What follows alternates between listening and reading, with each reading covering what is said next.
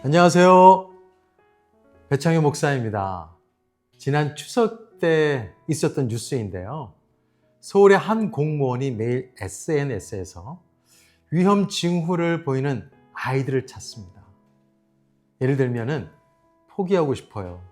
내 편이 없는 것 같아요. 저는 왜 이럴까요? 나만 없으면 행복한 가정일 텐데. 모든 것을 포기한 듯한 글귀를 찾게 되면 그 친구와 조심스럽게 대화를 시도하죠. 그리고 특정 정보를 파악해서 경찰과 공조를 해서 그 청소년들의 생명을 구했습니다. 지난 17년 동안 무려 2만 건을 신고했고요. 그리고 구조율이 90%나 된다고 합니다. 지난 추석에도 11명의 청소년을 경찰과 소방과 함께 구조했다고 하죠. 그 공무원이 SNS를 유심히 살피면서 생명을 소중하게 여기는 장면이 저에게는 큰 감동이 되었습니다. 오늘 말씀도 보니까 살피시는 하나님을 우리가 만나게 되는데요. 스가랴서 1장은 이스라엘 백성들이 바벨론 포로에서 예루살렘으로 돌아온 후의 이야기입니다. 그들은 자유를 얻었습니다. 그렇지만 현실은 여전히 폐허였습니다. 예루살렘 성전은 무너져 있었고 마음도 함께 무너져 있었습니다. 기대보다 낙심이 더 커진 상황이었습니다. 과연 우리가 다시 살아날 수 있을까라는 의구심이 그 포로 귀환민들을 지배했던 때였습니다. 그때 하나님은 스가랴 선지자를 부르시죠. 그리고 붉은 말을 탄 사람과 여러 말들을 환상으로 보여주십니다. 10절을 보면은 이들의 역할을 알려주고 있는데요. 이는 여호와께서 땅에 두루 다니라고 보내신 자들이니라.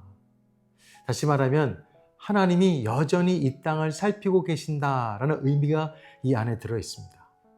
하나님의 무너진 성전만이 아니라 지쳐있는 백성들의 마음을 살피고 계셨습니다. 하나님은 오늘도요, 우리의 인생의 골짜기를 살피십니다. 그리고 13절을 보면 하나님께서는 선한 말씀과 위로의 말씀으로 응답하시죠. 하나님은 단순한 관찰자나 관객이 아니라 직접 개입하셔서 이스라엘 백성들에게 실제적인 힘을 주시는 분이십니다. 그 위로하는 내용이 크게 세 가지인데요. 첫 번째는 14절 보면은 내가 예루살렘을 위하여 질투한다 이렇게 선언하고 있습니다. 여기서 질투한다는 의미는 하나님은 이스라엘을 지독히 사랑하신다는 뜻입니다. 하나님께서는 이방 나라들이 이스라엘 백성들을 괴롭게 하는 것을 보면서 분노하셨어요. 하나님은 이스라엘에 대해서 무관심하지 않으셨다는 것입니다. 두 번째는 16절 보면 내가 다시 예루살렘에 돌아왔다 라고 말씀하십니다. 영어 성경어로 보니까요, 영화의 한 장면 같아요. I will come back 이런 말 있잖아요. 영어로 보면은 I will return to Jerusalem with compassion. 하나님께서 긍휼의 마음으로 다시 예루살렘으로 돌아오셨다.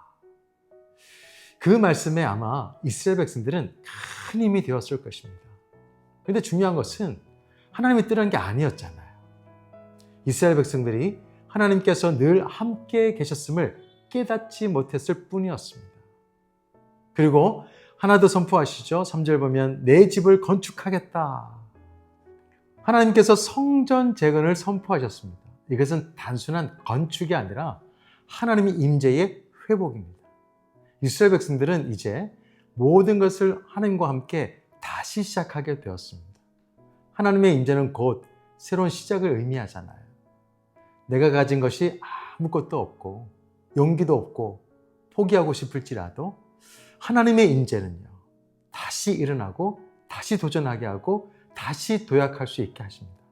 그래서 오늘 하루 하나님의 임재가 여러분 가운데 있기를 소망합니다. 17절을 보세요. 다시라는 표현을 계속해서 사용하시잖아요. 다시 외친다, 다시 풍부할 것이다, 다시 시온을 위로한다, 다시 예루살렘을 택하신다. 하나님은 결코 우리를 포기하지 않으심을 오늘 말씀을 통해서 우리에게 알려주고 있습니다. 하나님은 사람이 포기한 곳에서 하나님은 다시 시작하시죠. 우리는 포기하는 것 같지만 하나님은 포기하지 않습니다. 우리의 끝은 하나님의 시작입니다. 혹여나 삶이 폐허가 되신 분이 계시나요? 그곳은 바로 하나님의 재건 현장이 될 줄로 믿습니다. 그러니까 믿음으로 기도하시고요. 믿음으로 기대하세요. 그리고 하나님이 여전히 나와 함께 계심을 잊지 않는 우리 모두가 되었으면 좋겠습니다.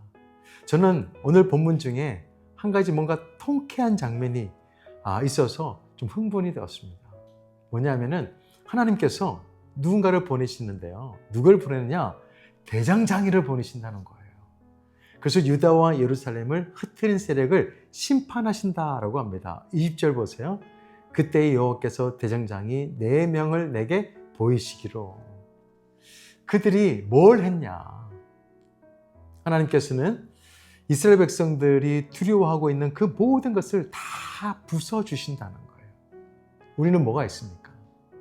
우리는 절망하게 하는 두려움이 있습니다. 걱정이 있습니다. 불안이 있습니다. 하나님께서는 이 모든 것을 믿음의 망치로 다 깨워주신다는 거예요. 하나님은 우리의 대장장이가 되어주신다라는 것을 잊지 마시고 두려움으로부터 극복하게 하시고 새로운 힘을 주시는 분이 우리 아버지 하나님인 줄 믿고 대장장이 되어주시는 그 하나님과 함께 다시 시작하는 우리가 되었으면 좋겠습니다. 하나님은 여전히 우리를 살피시는 하나님이십니다. 지금도 살피십니다. 인생의 골짜기를 걷고 있는 성도들도 살피십니다. 낙심한 자를 돌보시고 눈물 흘리는 자를 위로하시고 특별히 믿음을 가지고 살아보자 하는 그런 성도들을 외면치 않으심을 믿으시길 바랍니다. 우리를 다시 일으키시고 여전히 우리와 함께 하시는 그 하나님을 꼭 신뢰하시고요. 오늘 주어진 소명을 따라서 사명의 삶을 살 수 있는 우리 모두가 되었으면 좋겠습니다. 잊지 마세요. 하나님은 일하심을 멈추신 적이 없으십니다. 우리를 살피시는 분이십니다. 기도하겠습니다. 좋으신 하나님 아버지 감사합니다. 하나님께서는 여전히 우리와 함께 하심을 늘 기억하며 살아갈 수 있는 우리 모두가 되게 하여 주옵소서. 특별히 우리를 살피시는 하나님, 우리의 인생의 골짜기 가운데서도 우리를 살피시고 우리를 보호하시고 인도하시는 분이 우리 아버지 하나님인 줄로 믿고 오늘 다시금 시작하고 다시 주를 위해서 살아갈 수 있는 믿음의 삶이 되게 하여 주옵소서. 예수 그리스도 이름으로 기도드립니다. 아멘. 날마다 주님 내 곁에 계셔 자비로 날 감싸 주시네. 주님 앞에 이 몸을 맡길 때 힘주시네 위로함 주네. 어린 나를 품에 안으시사 항상 평안함 주시도다. 내가 살아 숨을 쉬는 동안 살피신다 약속하셨네.